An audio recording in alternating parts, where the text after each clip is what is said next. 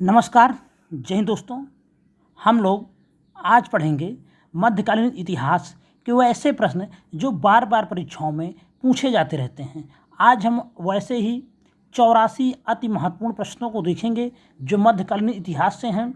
और आपको बता दूं, इसकी जो व्याख्या है उन सबको मिला के आपको कम से कम 200 प्रश्न यहाँ से आपके तैयार होंगे जो बार बार एग्जाम में पूछे जाते रहते हैं। चाहे वह यूपी SSS का हो, चाहे वह यूपी लोक सेवा आयोग का हो, चाहे उत्तराखंड लोक सेवा आयोग का है, चाहे BPSC का हो, कोई भी एग्जाम कहीं का भी हो, वहाँ पे ये प्रश्न बार बार पूछे गए हैं। हम लोग पहला प्रश्न देखते हैं। मोहम्मद गोरी किस वर्ष पृथ्वीराज तृतीय से पराजित हुआ? तो 1191 ईस्वी में मोहम्मद गोरी पराजित हुआ था तराइन के प्रथम युद्ध में, और 1192 ईस्वी में मोहम्मद गोरी जीत गया था पृथ्वीराज तृतीय से। आगे हम बात करते हैं दूसरा प्रश्न। पहली बार भारत पर आक्रमण करने वाला मुस्लिम कौन था? तो उसका राइट आंसर है मोहम्मद बिन कासिम ने 711-712 के आसपास भारत पर आक्रमण किया था। पहली बार भारत आक्रमण करने वाला मुस्लिम मोहम्मद बिन कासिम था। भारत में प्रथम मुस्लिम आक्रमणकारी मोहम्मद बिन कासिम था। 711 ईस्वी में अब्दुल्लाह और बुदैल के नेतृत्व में सिंध के क्षेत्र पर अरबों का पहला असफल आक्रमण हुआ। अरबों ने 712 ईस्वी में 17 वर्षीय मोहम्मद बिन कासिम के नेतृत्व में दाहिर को परास्त कर सिंध पर विजय पाई, और यही पहला सफल आक्रमण था भारत पर अरबों का। भारत पर अरब आक्रमण के अगर साक्ष्य पूछे तो आपको चचनामा से मिल सकता है, और मीर मोहम्मद मासूम की पुस्तक तारीख़ सिंध या मासूम सिंध से प्राप्त होती है। तीसरा प्रश्न है, नालंदा प्राचीन शिक्षण एवं मठ का केंद्र कब नष्ट हो गया? तो 1200 ईस्वी में यह नष्ट हुआ। नालंदा कहाँ पे है? बिहार के मगध जिले में स्थित है। बौद्ध शिक्षा का केंद्र है। नालंदा प्राचीन शिक्षण एवं मठ का केंद्र 1200 में नष्ट हो गया। इसको 1197 ईस्वी में ऐबक के एक सेनापति बख्तियार खिलजी ने नष्ट कर दिया। चौथा प्रश्न है, दिल्ली सल्तनत के निम्नलिखित राजवंशों में किसने सबसे कम अवधि तक शासन किया? तो खिलजी वंश ने सबसे कम अवधि तक शासन किया। मात्र 30 वर्षों तक खिलजी वंश का शासन रहा। खिलजी वंश ने दिल्ली की सत्ता पर 1290 से 1320 ईस्वी तक शासन किया। जलालुद्दीन फिरोज खिलजी खिलजी वंश के संस्थापक थे। दिल्ली के खिलजी सुल्तानों में अलाउद्दीन खिलजी 1296 से 1316 ईस्वी सबसे प्रसिद्ध और योग्य शासक था। इसने सिकंदर ए सानी की उपाधि भी धारण की। प्रश्न बन सकता है कि किसने सिकंदर ए सानी की उपाधि धारण की? अलाउद्दीन खिलजी ने। पांचवा प्रश्न है, निम्नलिखित में दिल्ली का पहला सुल्तान कौन था? तो कुतुबुद्दीन ऐबक दिल्ली का पहला सुल्तान था। दिल्ली का पहला सुल्तान कौन था? कुतुबुद्दीन ऐबक। दिल्ली का पहला सुल्तान कुतुबुद्दीन ऐबक था मोहम्मद गोरी का गुलाम। 1206 ईस्वी में गुलाम वंश की नींव रखी, और इसने लाहौर को अपनी राजधानी बनाया। याद रखेंगे इसकी राजधानी क्या थी? लाहौर। और कुतुब मीनार की इसने ही नींव डाली थी। छठा प्रश्न है, कुतुबुद्दीन ऐबक किस राजवंश का संस्थापक था? तो गुलाम वंश का संस्थापक था। आप सब जानते हैं। इसने दिल्ली की कुव्वतुल इस्लाम मस्जिद तथा अजमेर का 2.5 दिन का झोपड़ा नामक मस्जिद का भी निर्माण करवाया था। सातवां प्रश्न है, लौह और रक्त की नीति किसने अपनाई? तो लौह और रक्त की नीति बलबन ने अपनाई। आगे बढ़ने से पहले एक बात आपको बता दें, अगर आपको इसका PDF चाहिए तो आपको टेलीग्राम पे सर्च करना @PCS1, और आपको वहाँ पे मिल जाएगा इसका PDF। इसके अलावा आपको वहाँ पे लगातार बहुत महत्वपूर्ण जो भी टॉपिक होंगे, चाहे वो किसी भी सब्जेक्ट के हों, करंट अफेयर्स हो, कुछ भी हो, वहाँ पे आपको लगातार PDF मिलती रहेगी। 8वां प्रश्न के बारे में हम लोग बात करते हैं। किसके शासनकाल में इब्न बतूता भारत आया था? तो मोहम्मद बिन तुगलक के शासनकाल में इब्न बतूता भारत आया था। 1333 ईस्वी में। कहाँ से आया था? मोरक्को अफ्रीका का निवासी था। इसका मूल नाम शेख फतह अबू अब्दुल्ला या अब्दुल्ला मोहम्मद बिन बतूता था। और उससे बता दें, आपको ये भी प्रश्न पूछा जाता है कि उसे दिल्ली का काजी नियुक्त किया गया था। ये भी याद रखेंगे, स्टेटमेंट आए हुए हैं।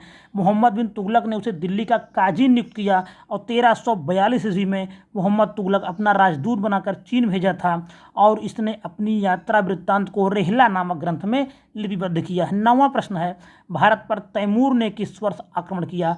1398 ईस्वी में तैमूर ने भारत पर आक्रमण किया। उस समय शासक कौन था तुगलक वंश के? तो उसके जो अंतिम शासक थे नसरुद्दीन महमूद, जो कि 1394 से 1412 ईस्वी तक रहे। तो वही शासक कौन था? नसरुद्दीन महमूद उस समय शासक था। 1398 ईस्वी में समरकंद के शासक तैमूर ने भारत पर आक्रमण किया था। 10वां प्रश्न है, किस शासक ने भारत में तुगलक वंश की नींव रखी? तो गयासुद्दीन तुगलक ने भारत में तुगलक वंश की नींव रखी। करौना जनजाति से संबंधित था। इसने तुगलकाबाद नामक नगर की स्थापना भी की। इस तुगलक वंश का संस्थापक गाजी मलिक या गयासुद्दीन तुगलक था। इसका एक नाम गाजी मलिक भी था। दिल्ली में अलाउद्दीन खिलजी के शासनकाल की अवधि क्या थी? तो 1296 से 1316 ईस्वी तक अलाउद्दीन खिलजी का शासनकाल था। उसके कुछ प्रमुख अभियान, उसने गुजरात विजय किया 1299 से 1300 में, रणथंभौर किया 1301 में, चित्तौड़ किया 1303 में, मालवा किया 1305 में, सिवान किया 1308 में और जालौर विजय किया 1311 में। गुजरात विजय ध्यान दे लेंगे, पूछा जा सकता है, 1299 से 1300 ईस्वी के आसपास उसने किया था। 12वां प्रश्न है, खिलजी खान निम्नलिखित में किस राजवंश से संबंधित था? तो खिलजी खान ने सैयद वंश की स्थापना किया था। खिलजी खान दिल्ली सल्तनत के सैयद वंश 1414 से 1451 का संस्थापक था। खिलजी खान ने सुल्तान की उपाधि धारण नहीं की, बल्कि रैयत-ए-आला की उपाधि से ही संतुष्ट रहा। प्रश्न बन सकता है कि रैयत-ए-आला की उपाधि किसने धारण किया था? तो खिलजी खान ने। 13वां प्रश्न है, भारत में सिकंदर लोदी का शासनकाल कब से कब तक था? तो 1489 से 1517 ईस्वी तक सिकंदर लोदी का कार्यकाल था। 14 नंबर प्रश्न है, विजयनगर की प्रचलित परंपराओं के अनुसार राय जो विजयनगर के शासकों को कहा जाता था, तो नरपति कहा जाता था। महत्वपूर्ण है, इसको ध्यान दे लेंगे। विजयनगर की प्रचलित परंपराओं के अनुसार राय अर्थात विजयनगर के शासकों को क्या कहा जाता था? नरपति कहा जाता था। अश्वपति क्या होते थे? तो जो विजयनगर की लोकप्रिय परंपराओं में दक्कन के सुल्तानों के घोड़ों के स्वामी कहा जाता था। तो विजयनगर के लोकप्रिय परंपराओं में दक्कन के सुल्तानों को घोड़ों के स्वामी कहा जाता था या अश्वपति कहा जाता था। तुलु राजवंश की स्थापना किसने किया? तो तुलु राजवंश की स्थापना वीर नरसिंह ने किया है। याद रखेंगे, इनका समय है 1505 से 1565 ईस्वी की स्थापना नरसा नायक के पुत्र थे, वीर नरसिंह ने की थी तुलु राजवंश की स्थापना। 16वां प्रश्न है, किस प्राचीन साम्राज्य में महिलाएं कुश्ती में भाग लिया करती थी? बहुत महत्वपूर्ण है, तो यह है विजयनगर साम्राज्य। कई बार यह प्रश्न पूछा गया है। तो विजयनगर साम्राज्य में महिलाएं कुश्ती में भी भाग लिया करती थी। विजयनगर साम्राज्य मध्यकालीन दक्षिण भारत का एक साम्राज्य था। स्थापना इसकी हरिहर प्रथम और बुक्का राय नामक 2 भाइयों ने की थी। इस प्राचीन साम्राज्य की महिलाएं कुश्ती में भाग लिया करती थी। 17 नंबर प्रश्न है, विजयनगर किस नदी किनारे स्थित है? तो विजयनगर तुंगभद्रा नदी किनारे स्थित है। स्थापना इसकी हुई थी 1336 ईस्वी में हरिहर एवं बुक्का नामक 2 भाइयों के द्वारा। हम्पी विजयनगर की पुरानी राजधानी का प्रतिनिधित्व करता है। विजयनगर का वर्तमान नाम हम्पी या हस्तिनावती है। विजयनगर साम्राज्य की राजधानियों की बात करें तो अनेगुड़ी या अनेगोंडी, विजयनगर, पेनुकोंडा तथा चंद्रगिरी यहाँ की कुछ राजधानियाँ रही हैं। 18 नंबर प्रश्न है, विजयनगर साम्राज्य के संस्थापक कौन थे? तो आपको बताया था विजयनगर साम्राज्य का संस्थापक कौन था? हरिहर और बुक्का था। 19 नंबर प्रश्न है, मध्ययुगीन भारत में भक्ति आंदोलन के प्रमुख अगुवाकारों में कौन था? भक्ति आंदोलन के प्रमुख अगुवाकारों में शंकराचार्य जी थे। मध्यकालीन भारत में भक्ति आंदोलन के प्रमुख अगुवाकारों में शंकराचार्य जी थे। इनके द्वारा प्रतिपादित दार्शनिक परंपरा को अद्वैतवाद कहा जाता है। कई बार पूछा गया है अद्वैतवाद से संबंध किसका रहा है? तो किसका रहा है? शंकराचार्य का रहा है। 20 नंबर प्रश्न है, गुरु ग्रंथ साहिब के संकलन को किसने प्रमाणित किया था? तो गुरु गोविंद सिंह ने प्रमाणित किया था। गुरु ग्रंथ साहिब का संकलन 1706 ईस्वी गुरु गोविंद सिंह ने प्रमाणित किया था। इस संकलन में शेख फरीद, संत कबीर, नामदेव और गुरु तेग बहादुर जैसी हस्तियों के लेखन को जोड़ा गया है। आदि ग्रंथ को ही गुरु ग्रंथ साहिब के नाम से जाना जाता है, जिसकी रचना किसने किया? गुरु अर्जुन देव ने किया था। 5वें गुरु थे गुरु अर्जुन देव, इन्होंने ही आदि ग्रंथ या गुरु ग्रंथ साहिब को लिखा था। यह पुस्तक गुरुमुखी लिपि में लिखी गई है। याद रखेंगे, गुरु अर्जुन देव को जरूर याद रखेंगे, इन्होंने ही लिखा था गुरु ग्रंथ साहिब, तो इनका नाम जरूर याद रखेंगे। और इनके संकलन को प्रमाणित किसने किया? तो गुरु गोविंद सिंह ने प्रमाणित किया। दोनों प्रश्नों में अंतर है, याद रखेंगे। गुरु ग्रंथ साहिब के संकलन को प्रमाणित किया गुरु गोविंद सिंह ने, लेकिन गुरु ग्रंथ साहिब के रचना किसने किया? गुरु अर्जुन देव ने किया। यह सब बातों को विशेष ध्यान रखेंगे। 21 नंबर प्रश्न है, किस सिख गुरु की जयंती गुरु पर्व त्यौहार के रूप में मनाई जाती है। तो जो सिख धर्म के संस्थापक थे गुरु नानक देव, सिख पंथ के संस्थापक तथा सिखों के पहले गुरु नानक देव की जयंती गुरु पर्व त्यौहार के रूप में मनाई जाती है। इनका जन्म 1469 में कार्तिक पूर्णिमा को रावी नदी के किनारे स्थित आधुनिक पाकिस्तान के पंजाब प्रांत के तलवंडी नामक गांव में हुआ था। उन्होंने सामाजिक कुरीतियों का विरोध किया तथा मूर्ति पूजा को निरर्थक माना। 22 नंबर प्रश्न है, वर्ष है ... में गुरु गोबिंद सिंह ने बैसाखी दिवस को आनंदपुर साहिब में सिखों की सामान्य बैठक बुलाई थी तथा खालसा पंथ की नींव रखी। तो गुरु गोबिंद सिंह ने सिख धर्म के जो 10वें तथा अंतिम गुरु थे, इन्होंने 1699 में खालसा पंथ की स्थापना की, जो सैनिक संतों का विशिष्ट समूह था। तो इसमें कोई विकल्प सही नहीं है। 1699 ईस्वी में दल खालसा की स्थापना हुई, याद रखेंगे। सिख आचार संहिता एवं परंपराओं का सख्ती से पालन करते हैं तथा 5 भौतिक वस्तुओं केश, कंघा, कड़ा, कच्छा और कृपाण धारण करते हैं। 23 नंबर प्रश्न है, 10वें या आखिरी सिख गुरु कौन थे? तो गुरु गोबिंद सिंह 10वें या आखिरी सिख गुरु थे, याद रखेंगे, ये महत्वपूर्ण है। पहला कौन थे? गुरु नानक देव थे। चौथा रामदास थे। 5वां गुरु याद रखेंगे अर्जुन देव। और 10वें गुरु कौन थे? गुरु गोबिंद सिंह। गुरु तेग बहादुर 9वें नंबर पे थे। 24 नंबर प्रश्न है, महत्वपूर्ण बहुत ज़्यादा है, लंगर की परंपरा किसने प्रारंभ की? तो गुरु नानक देव ने लंगर की परंपरा प्रारंभ की थी। लंगर परंपरा की स्थापना गुरु नानक देव ने किया। और जो दूसरे गुरु थे, लहना जिनका नाम था, जिन्हें हम गुरु अंगद के नाम जानते हैं, इन नानक द्वारा स्थापित लंगर व्यवस्था को इन्होंने अस्थायी बना दिया। प्रश्न बन सकता है कि लंगर परंपरा को अस्थायी किसने बनाया? तो गुरु अंगद ने बनाया। 25 नंबर प्रश्न है, किस सिख गुरु ने आदि ग्रंथ को संकलित किया है? तो गुरु अर्जुन देव ने, जो कि 5वें नंबर के गुरु थे, इन्होंने आदि ग्रंथ को संकलित किया। प्रमाणित किसने किया था? गुरु गोबिंद सिंह ने। सिखों के 5वें गुरु अर्जुन देव ने आदि ग्रंथ को संकलित किया। इन्होंने अमृतसर नगर, पूर्व नाम रामदासपुर, का निर्माण कार्य पूरा कराया। इसमें अमृतसर एवं संतोष नगर नामक तालाब बनवाया। इन्होंने अमृतसर तालाब के मध्य हरमिंदर साहिब का निर्माण करवाया, जिसकी नींव सूफी संत मियाँ मीर के द्वारा रखी गई थी। तो कहने का मतलब क्या हुआ? एक और प्रश्न महत्वपूर्ण, हरमिंदर साहब का निर्माण किसने करवाया? गुरु अर्जुन देव ने। जहांगीर ने अपने विद्रोही पुत्र खुसरो की मदद के आरोप में गुरु अर्जुन देव को फांसी दे दी। 2 गुरु थे, गुरु तेग बहादुर और गुरु अर्जुन देव, जिनको मुगलों ने फांसी दे दी थी, याद रखेंगे। महत्वपूर्ण प्रश्न वहाँ से ही बन सकता है। 26 नंबर प्रश्न है, किस मुगल शासक के आदेश पर सिखों के 5वें गुरु अर्जुन देव को मार दिया गया? जहांगीर के आदेश पर। 27 नंबर प्रश्न है, भक्ति आंदोलन को उत्तर भारत में लाने का श्रेय इनमें से किसको जाता है? रामानंद को जाता है। महत्वपूर्ण प्रश्न है, याद रखेंगे। 28 नंबर प्रश्न है, निम्नलिखित विकल्पों में से कौन मेल नहीं खाता? 1333 इब्न बतूता भारत पहुंचा, बिल्कुल सही बात है। 1290 मार्को पोलो ने भारत का दौरा किया, यह भी सही है। 1498 सब जानते हैं वास्को डी गामा कालिकट आए। 1506 में गुरु नानक का जन्म नहीं हुआ, यही गलत है। 1506 में गुरु नानक का जन्म नहीं हुआ, बल्कि 1469 ईस्वी में गुरु नानक का जन्म हुआ था। तो याद रखेंगे गुरु नानक का जन्म कब हुआ था? 1469 में। बीजक पुस्तक के लेखक कौन थे? कबीर दास बीजक के लेखक थे। सूरदास, सूरसागर, सूरसारावली, साहित्य लहरी। सूरदास की 3 महत्वपूर्ण पुस्तकें हैं, सूरसागर, सूरसारावली और साहित्य लहरी। विद्यापति की याद रखेंगे, कीर्तिलता, कीर्ति पताका, पुरुष परीक्षा और भू परिक्रमा। ये सभी किताबें बहुत महत्वपूर्ण हैं, बार बार एग्जाम पूछी गई हैं। बीजक तो आता ही रहता है, सबको मालूम है, लेकिन सूरदास की सूरसागर, सूरसारावली, साहित्य लहरी, यह सब बहुत महत्वपूर्ण हैं। विद्यापति की कीर्तिलता, कीर्ति पताका, पुरुष परीक्षा, भू परिक्रमा, यह सब भी बहुत महत्वपूर्ण है। आगे बात करेंगे मुगल काल से जो प्रश्न आए हुए हैं। 30 नंबर प्रश्न है, संगमरमर पर पित्रादुरा या रंगीन पत्थर की इढ़ाई का काम ... किसके समय में बहुत लोकप्रिय हुआ? तो यह शाहजहां के समय में बहुत लोकप्रिय हुआ। इस कला का महत्वपूर्ण उदाहरण ताजमहल तथा एतमाउद्दौला का मकबरा है।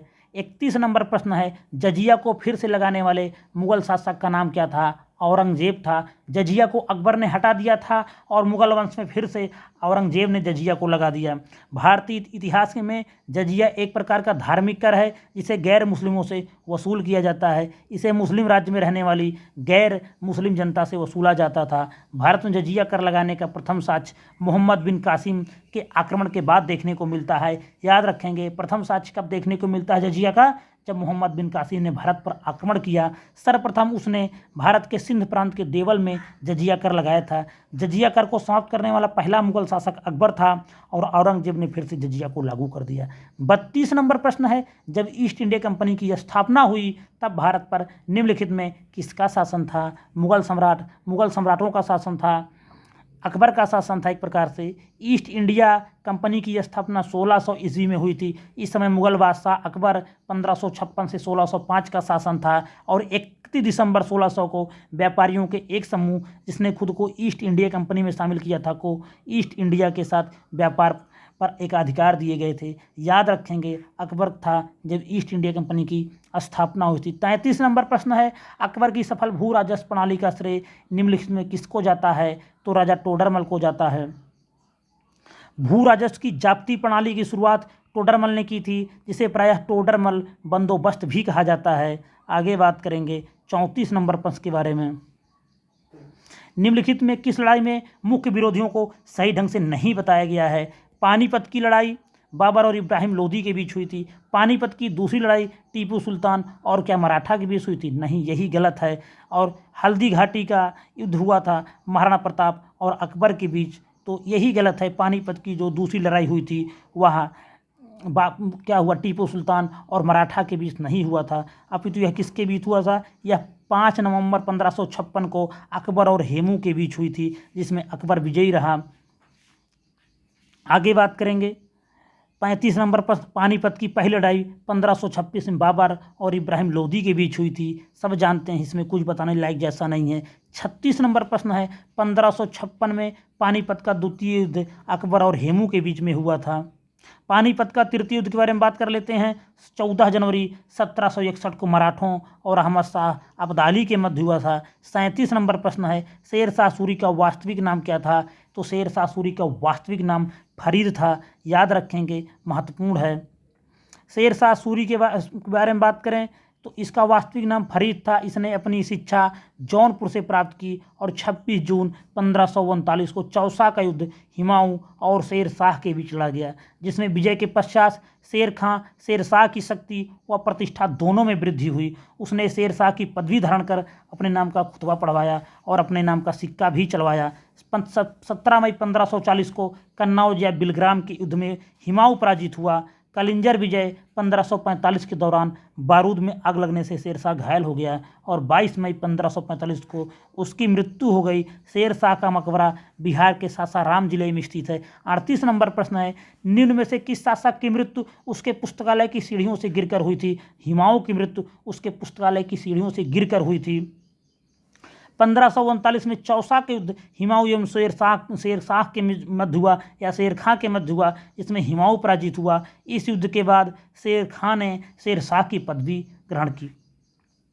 इसके बाद बिलग्राम या कन्नौज के युद्ध में 1540 में हुमायूं एक बार फिर शेर शाह से पराजित हुआ और वह फरार हो गया, सिंध होते हुए ईरान चला गया, जहां 15 वर्षों तक निर्वासित जीवन व्यतीत किया। और 1555 में हुमायूं ने पंजाब में सूर शासक सिकंदर शाह को पराजित कर पुनः दिल्ली पर गद्दी पर बैठा और 1556 में हुमायूं की दीनपनाह भवन में स्थित पुस्तकालय की सीढ़ियों से गिरकर मौत हो गई। 39 नंबर प्रश्न है, किस वर्ष बाबर ने सुल्तान इब्राहिम लोदी को पानीपत की लड़ाई में पराजित किया? तो 1526 ईस्वी में। बाबर ने इस युद्ध में उज्बेकों की तुलगमा युद्ध पद्धति का भारत में पहली बार प्रयोग किया। यह प्रश्न बन सकता है कि तुलगमा युद्ध पद्धति का प्रयोग बाबर ने भारत में कब किया? तो पानीपत का जो प्रथम युद्ध हुआ बाबर और इब्राहिम लोदी के बीच, उसमें किया। 40 नंबर प्रश्न है, निम्नलिखित में किस मुगल सम्राट द्वारा आगरा के किले का निर्माण किया गया? तो आगरा अकबर द्वारा बनवाया गया था आगरे के किला, जिसका निर्माण लाल बलुआ पत्थर से किया जाता है, इसीलिए इसे आगरा का लाल किला ही बोला जाता है, जो दिल्ली के लाल किले से भिन्न है। और यह किला सन 1983 में यूनेस्को द्वारा विश्व धरोहर स्थल भी घोषित किया गया है। 41 नंबर प्रश्न के बारे में बात करेंगे हम लोग। मुगल शासन के दौरान एक कोतवाल की सही भूमिका थी। तो जो कोतवाल होता था, कानून और व्यवस्था बनाए रखना उसका काम था, उसे नगर प्रधान भी कहा जाता था। 42 नंबर प्रश्न है, बिहार राज्य के सासाराम में निम्नलिखित किस प्राचीन सम्राट का मकबरा है? सब जानते हैं, शेरशाह सूरी का। 43 नंबर प्रश्न है, मुगल वंश के पहले सम्राट बाबर ने अपनी देशीय भाषा चगताई तुर्की में अपनी आत्मकथा लिखी। इस पुस्तक का नाम क्या है? तो बाबरनामा इसका नाम है। इसे तुजुक ए बाबरी भी कहते हैं, तुर्की भाषा में लिखी गई है। इस पुस्तक में बाबर ने विजयनगर व मेवाड़ राज्य का उल्लेख किया है। मेवाड़ और विजयनगर 2 राज्यों का उल्लेख बाबर ने अपनी आत्मकथा में लिखा है। 44 नंबर प्रश्न है, भारत में जहांगीर का शासनकाल क्या था? 1605 से 1627 तक जहांगीर रहा भारत में। 45 नंबर प्रश्न है, वह कौन सा स्थान है जहां अंतिम मुगल सम्राट बहादुर शाह जफर या बहादुर शाह द्वितीय की मृत्यु हुई? इन्हें रंगून निर्वासित कर दिया गया था अंग्रेजों द्वारा, वहीं पर इनकी मृत्यु हो गई 1862 ईस्वी में। बात करेंगे 46 नंबर प्रश्न के बारे में, पहला कठपुतली मुगल सम्राट कौन था? जहांदर शाह था। जहांदर शाह का कार्यकाल था 1712 से 13 ईस्वी। जुल्फिकार खां के सहयोग से इसने सत्ता प्राप्त की थी। इसे लंपट मूर्ख भी कहा जाता था, याद रखेंगे, इसे लंपट मूर्ख भी कहा जाता था। जहांदर शाह जुल्फिकार खां के हाथों की कठपुतली बनकर रह गया था, लोग इसे लंपट मूर्ख कहते थे। अजीम उस्सान के पुत्र फारुखसियर ने सैयद बंधुओं अब्दुल्ला खां एवं हुसैन अली के सहयोग से जहांदर शाह की हत्या कर दी। सैयद बंधुओं को याद रखेंगे, इनको शासक बनाने वालों के रूप में जाना जाता था। सैयद बंधुओं को याद रखेंगे। 47 नंबर प्रश्न है, विश्व प्रसिद्ध मयूर सिंहासन या मोर सिंहासन का निर्माण उसकी लाल किले में स्थापना किस मुगल शासक ने की थी? शाहजहां ने की थी। दिल्ली की जामा मस्जिद, आगरा की मोती मस्जिद व ताजमहल, इन सबको भी किसने बनवाया था? तो याद रखेंगे, शाहजहां ने बनवाया था। आगरा की मोती मस्जिद की बात करें शाहजहां, लेकिन जब दिल्ली की मोती मस्जिद के बारे में बात करेंगे तो औरंगजेब का नाम आएगा। अकबर के दरबार में प्रसिद्ध कवि कौन थे? रहीम खान अकबर के दरबार के प्रसिद्ध कवि थे। रहीम खान का नाम था अब्दुल रहीम खान खाना, अकबर के दरबार के प्रसिद्ध कवि थे। राजा बीरबल भी अकबर के नवरत्नों में थे, परंतु एक कवि नहीं थे। 49 नंबर प्रश्न है, अकबर के नवरत्न के बारे में इनमें से कौन सा सही नहीं खाता? अबुल फजल, वह अकबर के वजीर थे और अकबर के शासनकाल में अकबरनामा के लेखक बिल्कुल सही थे। अब्दुल रहीम खान ए खाना, वह एक कवि थे और अकबर के भरोसेमंद देखभाल करने वाले बैरम खान के पुत्र थे, यह भी सही है। मुल्ला दो प्याजा, वह मुगल सम्राट अकबर के मुख्य सलाहकारों में से एक थे, यह भी सही है। राजा मान सिंह, वह अकबर के वित्त मंत्री नहीं थे, अपितु अकबर के सेनापति थे, याद रखेंगे, राजा मान सिंह अकबर के सेनापति थे। 49 नंबर प्रश्न देख लेते हैं, इसमें एक्सप्लेन। मान सिंह आमेर के राजा भारमल का पौत्र था। मान सिंह आमेर के राजा भारमल के पौत्र थे। यह 14 नवंबर 1589 को आमेर की राजगद्दी पर बैठे। यह अकबर के नवरत्नों में से एक था। अकबर का मनसबदार एवं मुख्य सेनापति थे। मान सिंह को अकबर ने फरजंद तथा राजा की उपाधि से सम्मानित किया था। मान सिंह को अकबर ने फरजंद तथा राजा की उपाधि से सम्मानित किया था। प्रश्न बन सकता है किसको फरजंद की उपाधि से अकबर ने सम्मानित किया था? तो वह थे मान सिंह, याद रखेंगे। 50 नंबर प्रश्न है, औरंगजेब का पुत्र कौन था? तो शाहजहां था, याद रखेंगे। औरंगजेब का जन्म हुआ था 1618 में उज्जैन के निकट दोहाद नामक स्थान पर मुमताज के गर्भ से हुआ था। इसके पिता का नाम शाहजहां था और 1658 से 1707 ईस्वी तक मुगल साम्राज्य पर शासन किया औरंगजेब ने, और इसके शासनकाल में मुगल साम्राज्य अपने विस्तार के चरमोत्कर्ष पर पहुँच गया। 51 नंबर प्रश्न, पानीपत का द्वितीय युद्ध किसके बीच लड़ा गया था? अकबर एवं हेमू के बीच, 5 नवंबर 1556 को, दिनांक भी याद रखेंगे। 52 नंबर प्रश्न है, इनमें से कौन सा मुगल बादशाह शराब को छूता नहीं था? औरंगजेब शराब कभी नहीं छूता था। औरंगजेब को लोग जिंदा पीर कहा जाता था, याद रखेंगे। प्रश्न यह आता है कि किसको जिंदा पीर कहा जाता था? तो औरंगजेब को जिंदा पीर कहा जाता था। किस मुगल बादशाह ने इलाहाबाद को अपनी राजधानी बनाया? शाह आलम द्वितीय ने इलाहाबाद को अपनी राजधानी बनाई। आलमगीर द्वितीय के बाद अली गौहर शाह आलम द्वितीय की उपाधि धारण कर मुगल शासन की गद्दी पर बैठा। आलमगीर द्वितीय के बाद अली गौहर शाह आलम द्वितीय की उपाधि धारण कर मुगल शासन की गद्दी पर बैठा। बक्सर के युद्ध में ऐतिहासिक पराजय के बाद अंग्रेजों ने शाह आलम के साथ इलाहाबाद की संधि की। इलाहाबाद की संधि याद रखेंगे 12 अगस्त 1765 की, जिसके द्वारा शाह आलम को इलाहाबाद तथा कड़ा का क्षेत्र मिला और शाह आलम ने इलाहाबाद को अपनी राजधानी बनाई। यह प्रश्न बहुत महत्वपूर्ण है, किसने इलाहाबाद को अपनी राजधानी बनाई? मुगल शासक ने, तो वह शाह आलम द्वितीय। 54 नंबर प्रश्न है, प्रारंभ में अकबर का संरक्षक कौन था? तो प्रारंभ में अकबर का संरक्षक बैरम खान था। अकबर का जन्म कब हुआ? 15 अक्टूबर 1542 को अमरकोट के राजा बीर साल के महल में हमीदा बानू बेगम, जिसे मरियम मकानी के गर्भ से हुआ था। बैरम खान ने 14 फरवरी 1556 को गुरदासपुर के निकट कालानौर में अकबर का राज्याभिषेक करा दिया और सम्राट बनने के पश्चात अकबर ने अपने संरक्षक बैरम खान को वकील वजीर नियुक्त कर खान खाना की उपाधि प्रदान की। बैरम खान फारस के शिया संप्रदाय से संबंधित था।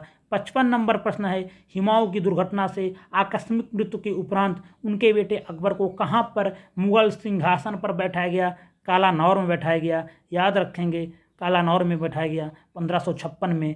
निम्नलिखित में किन सम्राटों के शासनकाल में भारत का पहला मुद्रा रुपया मुद्रित हुआ था? वह शेरशाह सूरी था। शेरशाह ने चांदी के रुपया नामक सिक्का जारी किया था। 180 ग्रेन इसका वजन था। 57 नंबर प्रश्न है, थॉमस रो मुगल सम्राट जहांगीर के किस किले में मिला था? किस किले में मिला था? अजमेर के किले में मिला था। और 1608 में कैप्टन हाकिंस भी राज दरबार में जहांगीर से मिला था। याद रखेंगे, कैप्टन हाकिंस वाला प्रश्न अभी यूपीपी से 2023 में पूछा गया था। 58 नंबर प्रश्न है, इनमें से किसने भूमि मापांकन की व्यवस्था प्रारंभ की? तो शेरशाह ने भूमि नापने की व्यवस्था, भूमि मापांकन की व्यवस्था प्रारंभ किया। किसने? शेरशाह ने। और सिकंदरी गज का प्रयोग किया। 57 नंबर प्रश्न है, 59 नंबर प्रश्न सॉरी, इनमें से किसने अकबर की धार्मिक नीति की आलोचना किया? तो इनमें से किसने अकबर की धार्मिक नीति की आलोचना किया? 59 नंबर प्रश्न है। तो बदायूनी ने अकबर की धार्मिक नीति की बहुत आलोचना किया। बहुत उल्टा सीधा इसको बकता था, अकबर को लेके वह बहुत उल्टा सीधा बकता रहता था। अकबरनामा की रचना अबुल फजल ने की थी। वह दीन इलाही धर्म का मुख्य पुरोहित था। और बदायूनी ने मुंतखब उत तवारीख की रचना की थी। किसकी? मुंतखब उत तवारीख की रचना बदायूनी ने की थी। और अकबर की धार्मिक नीति की बहुत आलोचना करता था। अकबर को हमेशा यह उल्टा सीधा कहता रहता था। 60 नंबर प्रश्न है, इनमें से कौन सा मुगल सम्राट अनपढ़ था? तो अकबर जो था वह पूरा तरीके से अनपढ़ था। 61 नंबर प्रश्न है, मुगल काल में पुलिस बल के मुखिया को क्या कहा जाता था? कोतवाल कहा जाता था। नगर प्रधान भी उसी कहा जाता था। निम्नलिखित में किस मुगल शासक ने अंतदोगत्वा मेवाड़ के शासक महाराणा प्रताप सिंह के पुत्र राणा अमर सिंह से एक समझौता किया? तो जहांगीर ने राणा अमर सिंह से समझौता कर लिया था 1615 ईस्वी के आसपास। याद रखेंगे। 63 नंबर प्रश्न है, जलालुद्दीन मोहम्मद किस नाम से प्रसिद्ध था? तो जलालुद्दीन मोहम्मद को अकबर के नाम से जाना जाता था। 64 नंबर प्रश्न है, दिल्ली का प्रसिद्ध जामा मस्जिद किसके द्वारा बनवाई गई? तो शाहजहां के द्वारा बनवाई गई। दिल्ली की प्रसिद्ध जामा मस्जिद किसके द्वारा बनवाई गई? शाहजहां के द्वारा बनवाई गई। याद रखेंगे। 65 नंबर प्रश्न है, अकबर द्वारा बनवाया गया प्रसिद्ध ऐतिहासिक स्मारक बुलंद दरवाज़ा उत्तर प्रदेश के किस जिले में स्थित है? तो कहाँ पर स्थित है? आगरा में स्थित है। उत्तर प्रदेश के आगरा जिले के फतेहपुर सीकरी में स्थित है। याद रखेंगे। इस प्रसिद्ध स्मारक का निर्माण किस सन में हुआ? 1602 ईस्वी में अकबर ने अपनी गुजरात विजय की स्मृति में करवाया था। 66 नंबर प्रश्न है, ताजमहल के सुलेखक कैलियोग्राफर ने 1648 में इसकी रचना की और पूरा किया, उसका नाम क्या था? तो उसका नाम अमानत खान सिराजी था। 1648 ईस्वी में अमानत खान सिराजी ने ताजमहल के सुलेखन की रचना की और उसका काम पूरा किया। 67 नंबर प्रश्न है, दिल्ली का प्रसिद्ध लौह स्तंभ जो सदियों से बिना जंग लगे खड़ा है वह निम्नलिखित में किस ऐतिहासिक परिसर में स्थित है? तो वह कुतुब मीनार परिसर में स्थित है। भारत की राजधानी दिल्ली में स्थित लौह स्तंभ कुतुब मीनार के परिसर में 1600 वर्षों से बिना जंग लगे खुले आसमान के नीचे खड़ा है। इसकी ऊंचाई 7.21 मीटर है और इसका निर्माण चंद्रगुप्त विक्रमादित्य ने किया था। याद रखेंगे। महत्वपूर्ण प्रश्न यह भी है। 68 नंबर प्रश्न देखेंगे, अलाउद्दीन खिलजी द्वारा बनवाया गया प्रसिद्ध अलाई दरवाज़ा कहाँ है? नई दिल्ली में स्थित है। 69 नंबर प्रश्न देखेंगे, प्रसिद्ध चित्रकार मीर सैयद अली चित्रकारी हेतु किस मुगल शासक के सहयोगी थे? हुमायूं के सहयोगी थे। इसलिए मुगल चित्रकला का जन्म अगर पूछा जाए किसके कार्यकाल में हुई तो हुमायूं के ही कार्यकाल में हुई थी। मीर सैयद अली तथा ख्वाजा अब्दुल समूद जो प्रसिद्ध चित्रकार थे वह किसके थे? यहाँ थे, हुमायूं के दरबार में थे। 70 नंबर प्रश्न है, बुलंद दरवाज़ा किसके द्वारा बनवाया गया? तो अकबर के द्वारा बनवाया गया 1602 में गुजरात विजय के बाद। यह कहाँ है? आगरा शहर से 43 किलोमीटर दूर फतेहपुर सीकरी नामक स्थान पर है। बुलंद दरवाजे के तोरण पर ईसा मसीह से संबंधित कुछ पंक्तियां भी लिखी गई हैं। कभी प्रश्न बन सकता है कि इनमें से किस इमारत पर ईसा मसीह से संबंधित कुछ पंक्तियां लिखी गई हैं? तो वह बुलंद दरवाज़ा है। 71 नंबर प्रश्न है, पंचमहल किसमें स्थित है? तो यह भी फतेहपुर सीकरी में है और इसे बौद्ध विहार शैली में बनवाया गया है। 72 नंबर प्रश्न है, निम्नलिखित में कौन सा युग्म सही नहीं है? तो बड़ा इमामबाड़ा लखनऊ में है, निषाद बाग जम्मू कश्मीर में है, फिरोज शाह कोटला सब जानते दिल्ली में, हुमायूं का मकबरा गलत है, या इलाहाबाद नहीं अपितु दिल्ली में स्थित है, याद रखेंगे। 73 नंबर प्रश्न है, दिल्ली में कुतुब मीनार दुनिया का सबसे ऊंचा ईंट का बना मीनार है। इनमें से कौन से राजा ने इसके निर्माण में योगदान नहीं दिया? तो फिरोज शाह तुगलक, कुतुबुद्दीन ऐबक, इल्तुतमिश, इन सभी ने योगदान दिया था, लेकिन अलाउद्दीन खिलजी का कोई योगदान नहीं था। कुतुब मीनार भारत में कहाँ है? दक्षिण दिल्ली में स्थित ईंट से निर्मित विश्व की सबसे ऊंची मीनार है। गुलाम वंश के शासक कुतुबुद्दीन ऐबक ने कुतुब मीनार की नींव रखी थी। यह मीनार 5 मंजिला है। कालांतर में सिकंदर लोदी ने भी इसकी 5वीं मंजिल में पुनर्निर्माण का कार्य किया था। कालांतर में सिकंदर लोदी ने भी इसकी 5वीं मंजिल में पुनर्निर्माण करवाया था। और कुतुबुद्दीन ऐबक ने कुतुब मीनार की नींव रखी और वह आधार ही बना पाया था, तो स्वर्गवासी हो गया। उसके बाद जो उसका उत्तराधिकारी था इल्तुतमिश ने इसकी 3 मंजिलों को बनवाया, और बिजली गिरने से चौथी मंजिल जब इसकी क्षतिग्रस्त हो गई तो बाद में फिरोज शाह तुगलक ने चौथी मंजिल की जगह पे 2 मंजिलों का निर्माण करा दिया। तो कुल मिला के यह 5 मंजिल की है। कालांतर में सिकंदर लोदी ने भी इसकी 5वीं मंजिल में पुनर्निर्माण का कार्य किया था। अगर कभी सिकंदर लोदी विकल्प में रहे तो इसको ना लगा के खिलजी वंश का कोई भी शासक होगा, उनका कोई योगदान नहीं था, याद रखेंगे, महत्वपूर्ण है। 74 नंबर प्रश्न है, अमीर खुसरो ने, जिन्हें कव्वाली का पिता एवं भारत का तोता भी कहा जाता है, किसके दरबारी कवि थे? अलाउद्दीन खिलजी के। अमीर खुसरो ने 7 सुल्तानों का काल देखा था, और अमीर खुसरो मुस्लिम कवि थे, परंतु हिंदी के शब्दों का खुलकर प्रयोग करते थे। उन्होंने हिंदी, हिंदवी और फारसी को एक साथ किया और खड़ी बोली को जन्म दिया, याद रखेंगे।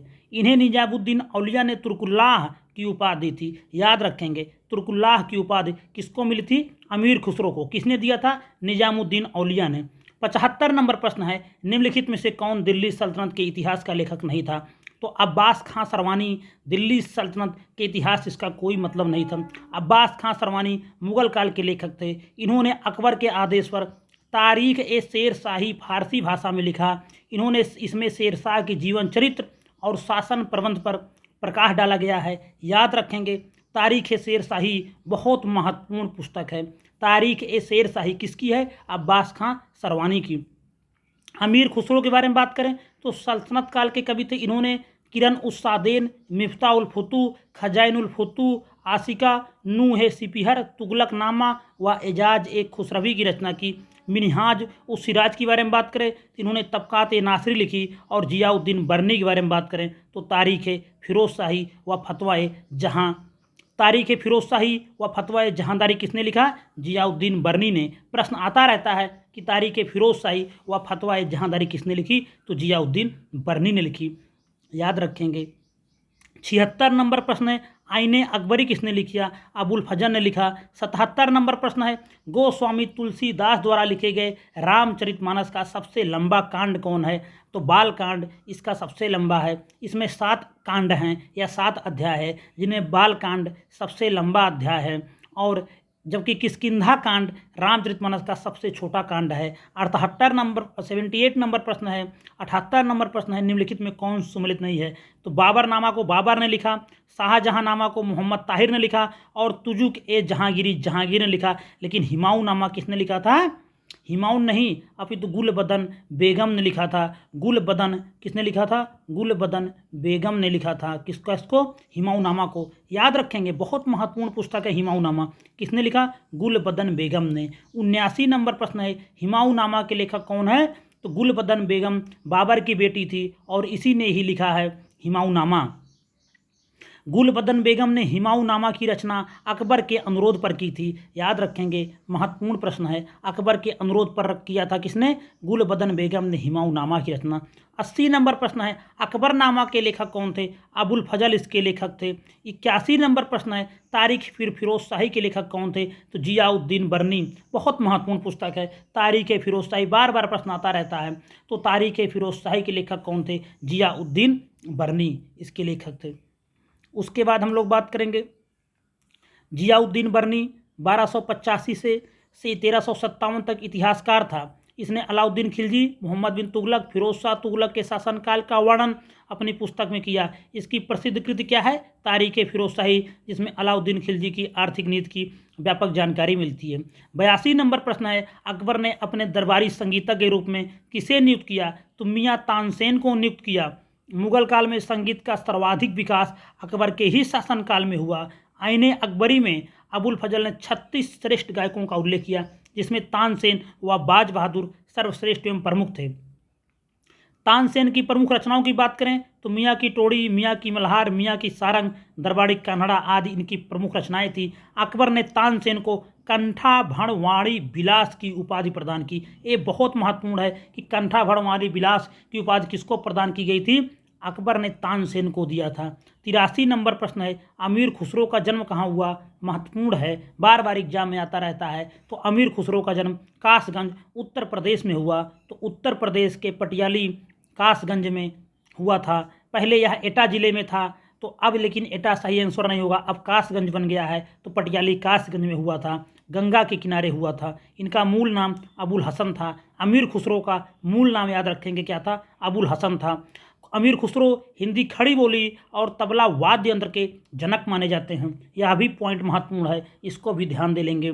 84 नंबर प्रश्न है और आज का यही अंतिम प्रश्न है, किस संत को रामायण के रचयिता वाल्मीकि का अवतार माना जाता है? किस संत को रामायण के रचयिता वाल्मीकि का अवतार माना जाता है? तो गोस्वामी तुलसीदास को वाल्मीकि का अवतार माना जाता है। वाल्मीकि ने संस्कृति में एक महाकाव्य की रचना की थी जो रामायण के नाम से प्रसिद्ध है, और गोस्वामी तुलसीदास जी को वाल्मीकि का अवतार माना जाता है। गोस्वामी तुलसीदास संस्कृत के विद्वान और हिंदी के सर्वश्रेष्ठ कवि माने जाते हैं। श्री रामचरितमानस, विनय पत्रिका, दोहा वाली, कविता वाली तुलसीदास जी की प्रमुख रचनाएं हैं। इन सभी रचनाओं को देख लेंगे, सभी बहुत महत्वपूर्ण हैं, बार बार एग्जाम में पूछी जाती रहती हैं। तो 84 प्रश्न बहुत महत्वपूर्ण थे। अगर इसकी व्याख्या देखें तो कम से कम आपको 200 से 250 प्रश्न यहाँ से आपको करा दिए गए हैं। ये प्रश्न बार बार एग्जाम में आते रहते हैं। आप किसी भी प्रश्न, किसी भी परीक्षा का प्रीवियस ईयर प्रश्न उठा के देख लेंगे, ये सब प्रश्न बार बार पूछे गए हैं। तो इनको बहुत अच्छे से कर लेंगे। अगर वीडियो को पसंद आ रहा है तो वीडियो को लाइक करें। कुछ भी सलाह देना है, कुछ भी कहना है तो आप कमेंट कर सकते हैं। और अगर अभी तक चैनल को सब्सक्राइब नहीं किए हैं तो चैनल को सब्सक्राइब कर लीजिए। धन्यवाद।